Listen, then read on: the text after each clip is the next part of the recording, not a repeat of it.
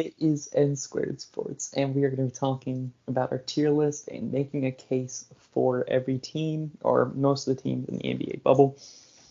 So this is our last one that we have planned. Today we're going to be talking about the Raptors, the Nuggets. We're starting off with the Raptors, and this is a very interesting team. Don't forget, this team just won a championship. They have experience. They have some up and coming players. Really, the coach of the year, and I think this is an obvious coach of the year in my opinion. So Nick, tell me what you think. I agree that they are very underrated, especially because they just won a championship, and to be 46-18 and second in the East is very impressive.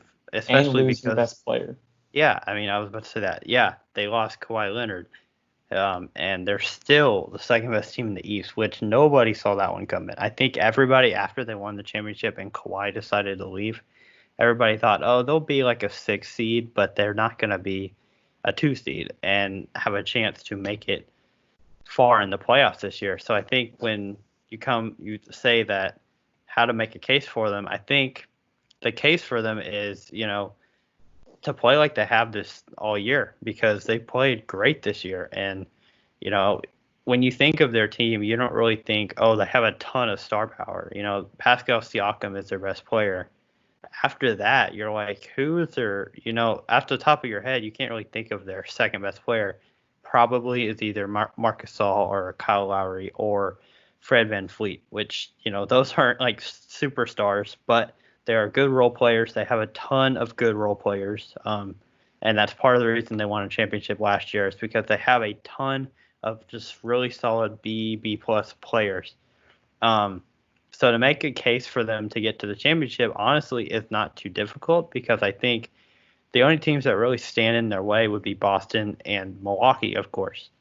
So it's going to take having a really good series against the Celtics, most likely, because that's probably the team they'll have to play to get to the Bucks. But I don't think they really have any trouble beating a Miami or a Philadelphia or Indiana. I think they're just kind of on the next level. Pascal Siakam has improved his game even more from last year. He's now a top probably 15 player in the league. I wouldn't go much higher than that, but I think he can still get there. I mean, just being super long, being at like 6'9", 6'10", can shoot the ball, and is really learning what it's like to be a leader of a team. Then you have Serge Ibaka, who is one of my favorite players in the NBA. You have Marcus Gasol, who's a great center. Kyle Lowry, who's been there forever and is just Toronto. Like, when you think of Toronto, you should think of Kyle Lowry, who's kind of Mr. Toronto. Then, like I said, they have Fred VanVleet, who has really come on the scene this year, has been a really good role player for them. So I think with all that depth, I think they definitely have a good chance, especially if Pascal Siakam can play at the level he has this year. This is a team that I think doesn't really need to do a whole lot more than they have to make it to a series with the Celtics. Now, the Celtics is a tough team to beat, but you look at the Celtics and you say, okay, you have Jason Tatum, who is their best player, mix him with Pascal Siakam. Jason Tatum wins that battle, I think, but Pascal Siakam can put up a good fight, I think. They're pretty similar players, honestly, when you look at it. Pascal Siakam, not as much of a ball handler as Tatum is, but they're pretty similar players in general. And then you have Kemba Walker is the other one, who he's a leader, but also Kyle Lowry's there. So you have pretty similar players in that regard. So these teams match up pretty well against each other. I would give the edge a little bit to the Celtics, but I think that could be a 7-game series. So it's not far-fetched to say Toronto will be back in the Eastern Conference Finals this year. Yeah, I agree. And I'm looking at the stats right now, records and games played against the league's top 22, so every team that's in the bubble. And Toronto has the 5th best. They've played, I think, like the 3rd least against records in the teams in the top 22, but they're 27-17.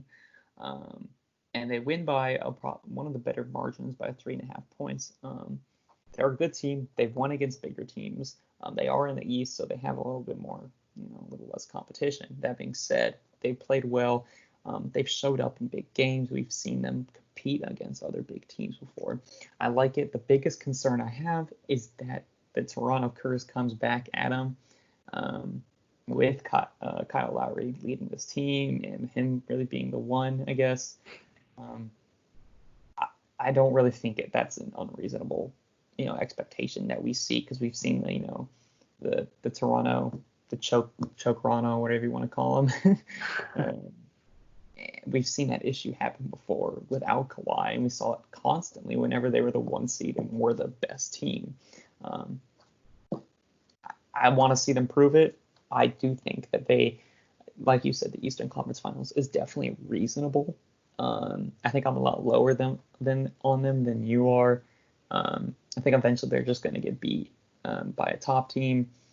I think if they are going against the Milwaukee, or they are going against the Celtics, I think they're going to get maybe in 6 against the Celtics, 5 or 6 in Celtics, 4 or 5 against the Milwaukee, to be honest. I'm not massively high on them. But I wouldn't be surprised if I saw them in the Eastern Conference Finals giving up a fight. Yeah, so I guess we'll go on to the Denver Nuggets, who are very interesting in their own right. So I'll go ahead and start with them. So basically, Denver is one of those teams that plays really well in the regular season. You can attribute that to just their team playing well, but also I think because of the mile-high air in Denver, it helps them a lot. They have probably the best home court advantage, if not the second, third best maybe. So that helps them a lot. They are only, they're a team that if they play well, they can keep that 3 seed in the West. But if they don't play well, they could drop down to the 6th seed, which in reality is the 3 and the 6 seed. It doesn't matter which one you're in because there's no home court. So you're going to play the same opponent anyway. But I could see them dropping down a little bit because Jokic got corona. Of course, he lost. I don't even know how much weight he lost. He probably lost 30 or 40 pounds. He was probably about 280, and he's probably 230, 240 now, 250 maybe. I don't know, but he lost a lot of weight. And so is he going to be the same player when he comes back? Losing weight usually for players is better, and it helps them. But in his case, he was built for the build he was before. I don't think being 7 foot 240, 250 is necessarily a great thing. I think for centers and guys like him, he wants to be a little bigger. And I don't know if he was trying to lose all the weight. I'm sure with catching corona, that probably didn't help him because he probably lost more weight than he wanted to. I don't know. But for me, I was more of a fan of his size beforehand. And I think now with him being lighter, it might help him move a little better. But I think him being that kind of stone wall in the paint when people drive on him, now he's a little more slender, and guys might be able to get around him more easily. So I don't know that it's necessarily a good thing. Moving off of him, I think they have probably the best depth in the NBA besides the Clippers. Michael Porter Jr., I think for both of us, he's one of both of our favorite players in the NBA. I love everything about his game. If he continues to get better, I think he's going to be a great second star in the league, especially with this team with Jokic and Michael Porter, and then you have Jamal Murray as well. That's a great trio and a team to watch out for in the upcoming years. But I just think this year with Jokic, you never know how he's going to come back. And then that is basically my point. But their depth is unmatched in the league, basically. So you never know with their depth if they can just be on fire one game. You never know. They're a team just kind of like Miami, like we talked about in a earlier video, that they are very hot, but they also can be very cold. And it just is going to depend on which one they are. The thing that scares me the most is that they don't have that home field. And I really, I think it's overstated a little bit. Almost to the point where it's if they're not playing at home, it's an automatic loss. But if they're playing at home, they're the best team in the NBA. I think it's overstated a little bit.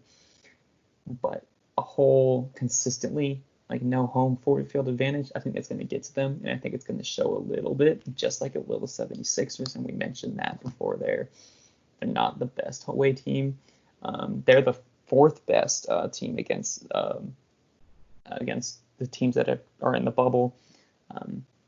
They play well. They can compete with any team.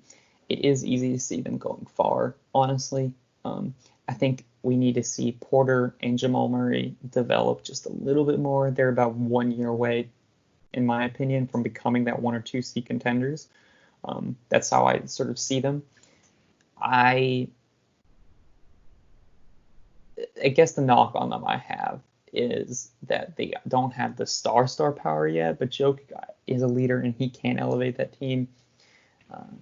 I feel like a lot of the criticisms we do are nitpicking criticisms on them, and we're splitting hairs, and I like it. They have a high floor and a high ceiling.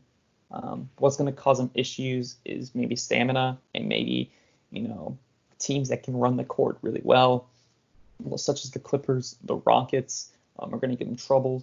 And I think those are their two biggest threats. But really, I'd say they're the third best team in the West right now going into the playoffs.